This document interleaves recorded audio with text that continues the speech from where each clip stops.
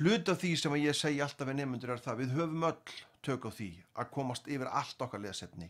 Þetta bara spurning að breyta öllu hugafarinu og lestrarfærnin, hún þarf að þjálfa, það þarf að þjálfa hana, það þarf að uppfæra hana í takt við þínar þarfir á þessum tíma og það getur verið mismunandi ef að þú ert í 9. og 10. bekk þá ertu með ákveðna lestrarfærni og þú þarft að vera með hana á hreinu. Þegar þú ert komin í menntaskóla þá þarfst að vera með aðra lestrarfærni. Hún þarf að vera komin ennþá lengra á veg. Þú þarft að vera að fara að ná að glósa, vinna úr textanum og síðan þegar þú ert komin í háskólanám þá eru jafnvel enn meiri kröfur og þú þarft að vera búin að bæta þína lestrarfærni enn betur. Og hluti af því sem að í rauninni þú gerir þegar þú kemur inn á hraðastrarnámskeið, þú farið einfalda bara æfingaferli í hendur þar sem þú ert að æfa þig í því lesefni sem skiptir þig mestu máli. Þannig að þú ert að ná þeirri lestrarfærni, ná að þjálfa, ná að verða betri og heiminum ekkert skipt upp í þá sem eru góður í að lesa og þá sem eru slæmir í að lesa.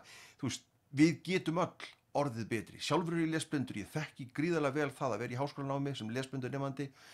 Við höfum öll tök á því að bæta okkar lestrarfærni bara með þjálfun og æfingu. Þannig að hafðu það í huga